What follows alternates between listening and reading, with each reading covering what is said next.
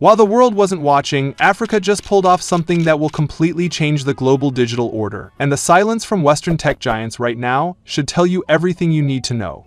This is the story of how 42 African nations are quietly building a single digital market that will serve over 1.2 billion people by 2030. Why what just happened in Conakry Guinea in November 2025 marks the moment Africa stopped asking for permission and started dictating terms, and what this means for every tech company that thought Africa would stay fragmented forever. Africa isn't announcing its digital future with noise. It's building it quietly, piece by piece, far from the spotlight. And if you weren't paying attention to what happened at the 7th Transform Africa Summit from November 12 to 14, 2025, you might have missed the moment the continent subtly shifted direction. For 3 days, heads of state, ministers, and innovators gathered in Conakry not to repeat familiar speeches, but to shape a new reality. This wasn't another conference with empty promises. This was an engineering workshop, where people spoke like they had deadlines, not dreams, where projects were described as ongoing work, not future aspirations. And here's what makes this absolutely wild. By 2030, Africa wants to function as a single digital market, not as a hopeful idea, but as a working system already underway. Not aims to, not hopes to, not could eventually, but intends. And that intention wasn't expressed through dramatic slogans. It showed itself in the way officials explained timelines, the way project leaders described integration phases, the way partners spoke of Africa not as 54 fragmented markets, but as one emerging digital bloc. Smart Africa, the alliance leading this continental push, didn't behave like a think tank. It behaved like an institution executing a multi-year construction plan. And what they unveiled in Conakry should terrify every foreign tech company that's been treating Africa like a consumer market instead of a digital power. Let me be absolutely clear about what just happened. This wasn't your typical African summit where leaders make grand speeches and nothing changes. The maturity level was completely different. Speakers didn't waste time explaining why digital integration matters because everyone already understood that part. The new focus was on how fast it could be done, what technical obstacles remain, and which partnerships can accelerate the process. Sania, the platform connecting entrepreneurs and investors, wasn't presented as a future dream. It was described as a tool Africa needs immediately. Smart Africa's Director of Digital Transformation, Ralph Wayini, put it perfectly: Africa has the money, the investors, the startups, and the innovation, but too often these ecosystems operate in silos. Sania is here to bring them together and connect them. The SADS pilot linking Rwanda, Ghana, and Benin wasn't introduced as an experiment. It was presented as a model that will be expanded across the continent. Digital ID wasn't framed as coming soon, but as a foundation being laid brick by brick right now. And then came the partnerships that change everything. Youth Connect Africa signing deals to prepare millions of young Africans for the digital economy they will soon inherit. Visa expanding digital government services and cross-border payments not as a corporate win, but as a strategic layer in an emerging continental payment infrastructure. Ascend Digital Solutions collaboration linking Rwanda, Benin, and Ghana as the first building block of a continental identity framework. But here's the part that should make Silicon Valley nervous. The confidence you saw in Conakry didn't appear out of nowhere. It was the result of something Africa hasn't had in a long time: alignment, quiet, steady technical alignment,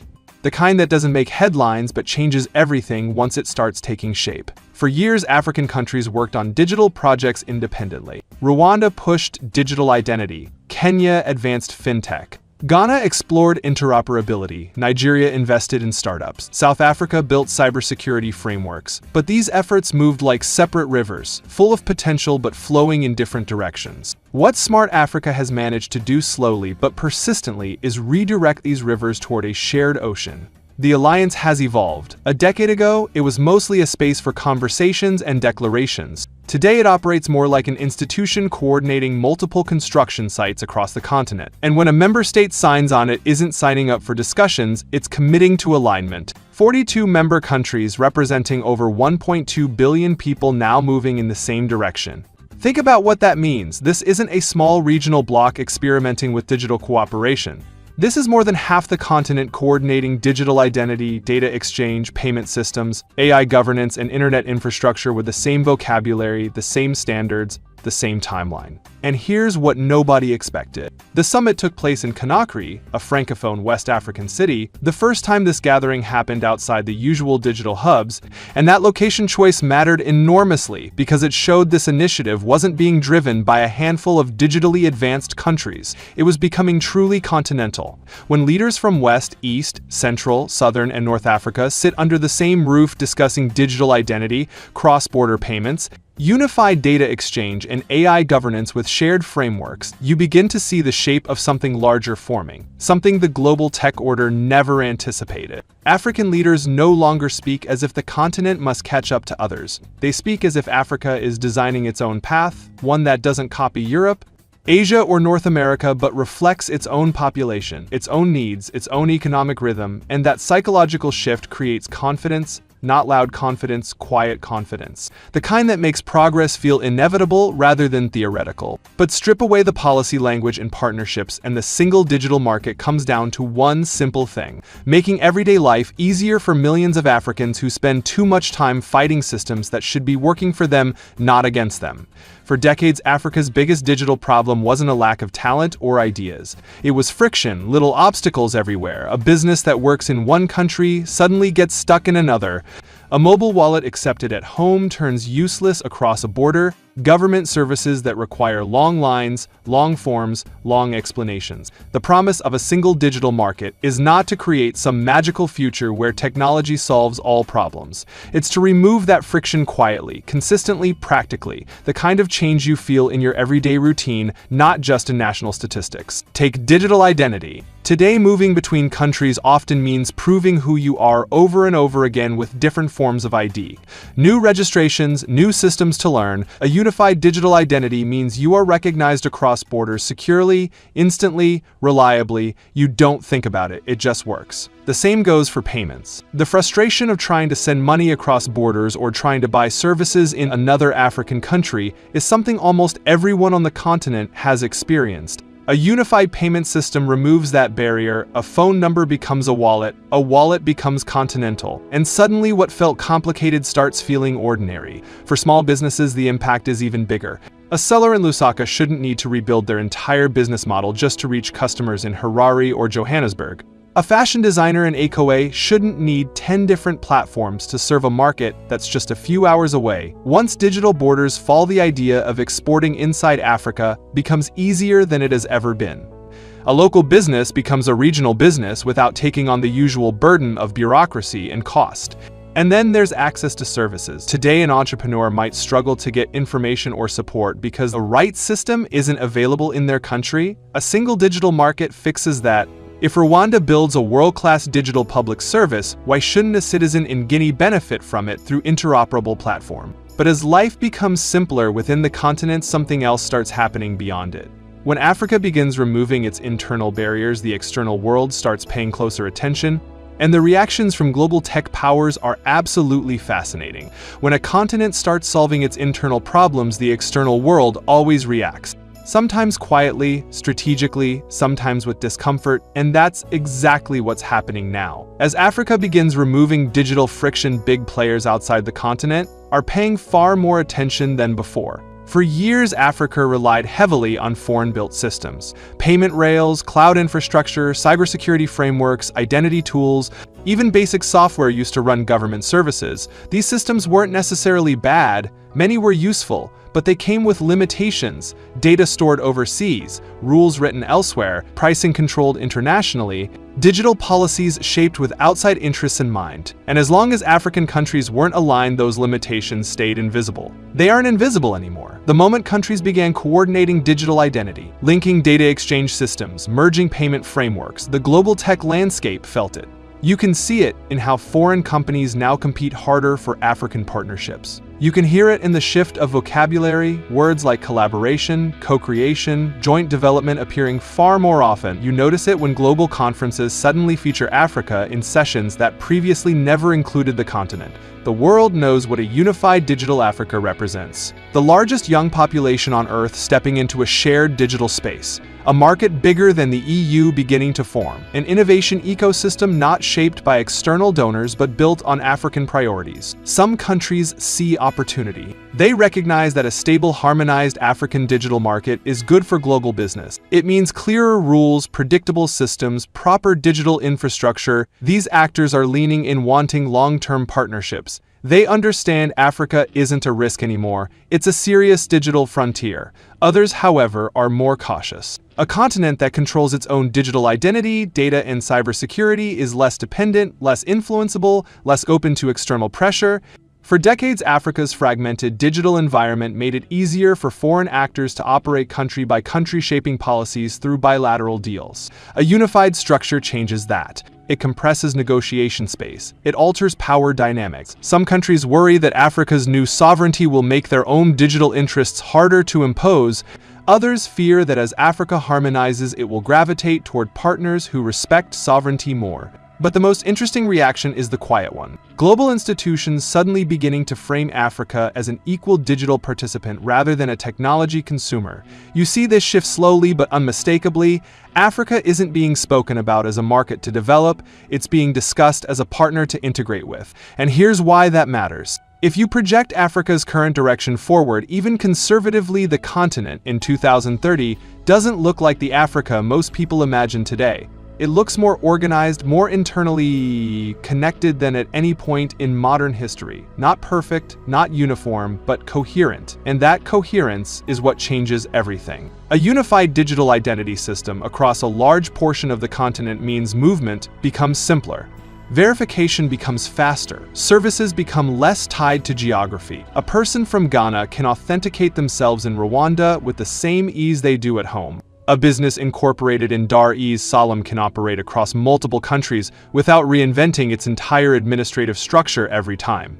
In 2030, an African startup won't be thinking, how do we enter a new country? It will be thinking, which part of the continental market should we scale to first? The psychological shift alone is immense. When entrepreneurs feel the continent opening instead of closing, their ambitions change shape. You stop designing for a city or a region, you design for a 1 billion person market.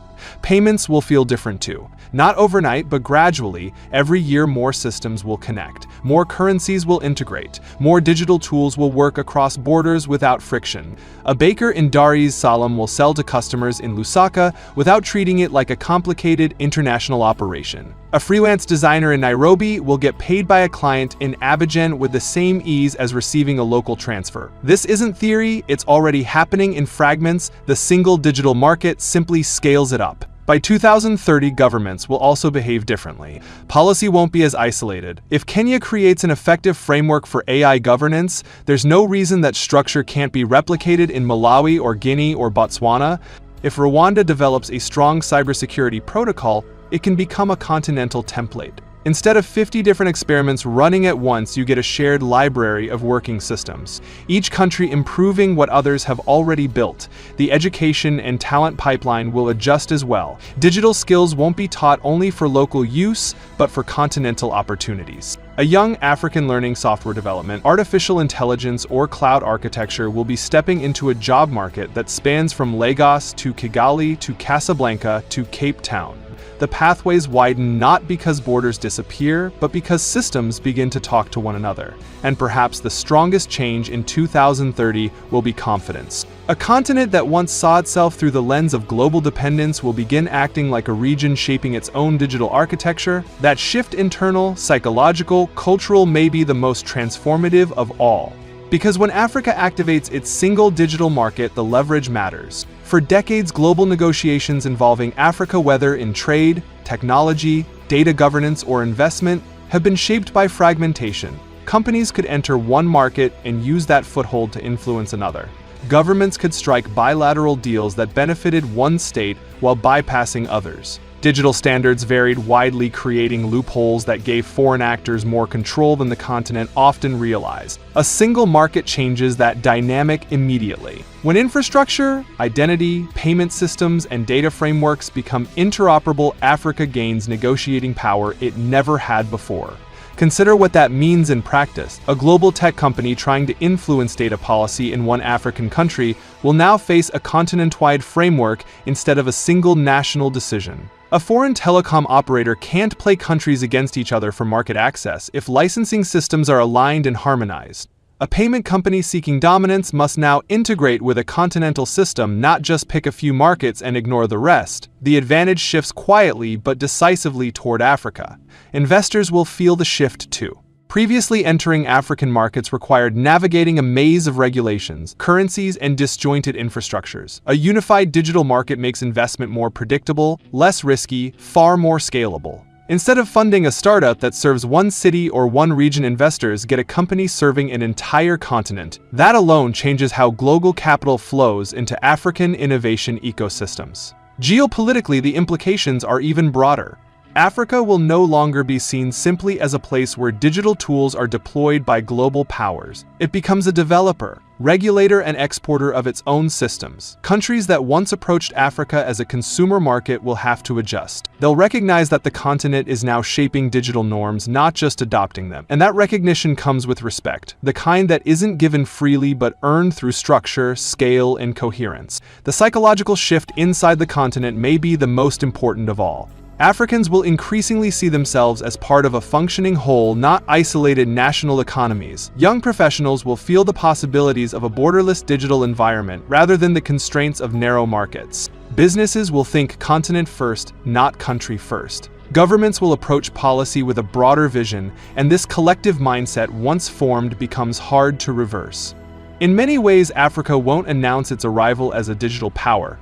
It will simply become one through consistency, through alignment, through architecture built steadily over time. And when that moment arrives, when the systems finally connect, when the borders soften digitally, when the infrastructure begins to hum across regions, one question will echo far beyond Africa's borders. How will the rest of the world adjust to an Africa that negotiates, innovates, and operates as a unified digital giant rather than a fragmented set of markets? Because at that point, the shift won't be coming, it will already be here. The Africa AI Council, launched at the summit, brings together 7 African ICT ministers and 8 independent members from organizations including the Bill and Melinda Gates Foundation, Orange, Microsoft, and Google. The Council's mandate is clear: provide strategic, actionable recommendations that propel Africa toward a future where AI is accessible to all, responsibly deployed, and truly benefits Africans. Smart Africa Director General Lassina Kane said it perfectly: "With the establishment of the Africa AI Council, we take a decisive step towards shaping an AI-driven future rooted in African values, responsive to African challenges, and designed to unlock African potential." These 15 exceptional leaders bring the expertise, vision, and commitment needed to ensure that Africa becomes a creator, not merely a consumer of AI technologies. This is what confidence born from alignment looks like. Concrete steps instead of slogans. African ministers sitting with global tech executives not as supplicants but as architects of continental policy. The power dynamic has fundamentally shifted. And here's what nobody expected. Guinea, the host nation, used the summit to launch Pillar 3 of its Simandu 2040 program, positioning digital infrastructure as the backbone of industrialization. They also rolled out Telemo, a national e-procurement platform born from a Guinea-Rwanda South-South partnership. This is Africa teaching Africa. This is knowledge flowing from Kigali to Conakry, from Cape Town to Lagos, from Accra to Nairobi. The world expected Africa to learn nuclear technology from the West. Instead, Africa is building its own systems and sharing them continentally. Rwanda showcased innovations at the summit that demonstrate how far this has already come.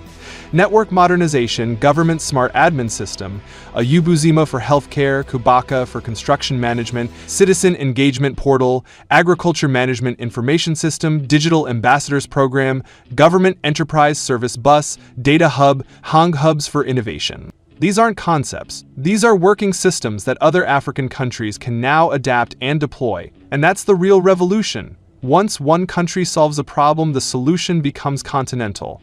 The efficiency gains are exponential. President Paul Kagame of Rwanda, chairman of the Smart Africa Board, attended alongside Guinea's President Mamadi Doumbouya. Their presence wasn't ceremonial, it was strategic. Heads of state don't spend 3 days at technical summits unless the outcomes matter at the highest level of national priority. The Youth Forum delivered perhaps the clearest message. train, connect, finance, and host in Africa the solutions created by young African innovators? Lassina Kone emphasized that artificial intelligence requires computing power and algorithms, but what Africa already has are its young people. Capacity building comes first. Guinea's Minister of Youth Mamadou Selou Balde stated, "Our ambition is to build a generation of youth who create, code, and invent the applications of tomorrow. To achieve this, we must focus on training, access to finance, and support for innovation, while also reducing the gap between urban and rural areas." This is the shift from dependency to sovereignty. Africa isn't waiting for foreign tech companies to train its youth, it's building the infrastructure to do it itself. And the next Transform Africa Summit is expected to showcase applications hosted in Conakry's new data center, a symbol of Africa's growing digital sovereignty driven by its youth. Over 3,000 participants from more than 40 countries attended. This wasn't a niche gathering of tech enthusiasts, this was heads of state, policymakers, investors, innovators, and youth converging to catalyze the continent's next digital decade. And the message emanating from Conakry is one of confidence. Africa is not behind. It is at the forefront of its own future. The call from Guinea's leadership is clear. Africa must not submit to the technological revolution, but must drive it. The vision is to construct an African AI designed by local engineers, nurtured by African data, dedicated to the welfare of its people. That's not aspiration anymore. That's execution, and the world is watching nervously because a digitally unified Africa changes everything. It changes trade dynamics, it changes investment patterns, it changes geopolitical leverage, it changes who sets the rules. For decades, Africa's digital story was written by others. Multilateral lenders decided what was appropriate, donors dictated acceptable solutions, and most of those solutions kept Africa dependent: endless diesel generators, donor-funded connectivity projects, emergency interventions, temporary fixes that looked good in reports but failed on the ground. But Conakry was different. It felt like Africa writing its own story, not asking for validation, not seeking approval, just building systematically, coordinating relentlessly, executing with timelines that treat 2030, not as a distant dream but as an approaching deadline. The gentle fragmentation is ending. The era of playing African countries against each other is closing. The time when foreign tech companies could extract data, impose terms, and operate without accountability is finishing.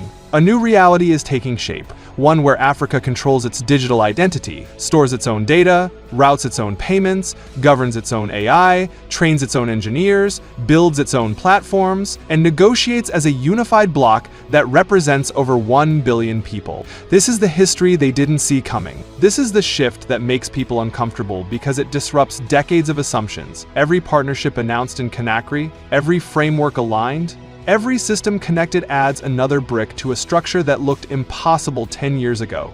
42 countries don't coordinate digital infrastructure by accident. That level of alignment takes vision, leadership, patience, and an understanding that individual national advancement is limited, but continental cooperation is transformative. An understanding that truth is essential. It shows that Africa's digital future won't be shaped by Silicon Valley, won't be controlled by Beijing, won't be dictated by Brussels. It will be built by Africans on African soil for African benefit. The single digital market isn't a slogan anymore.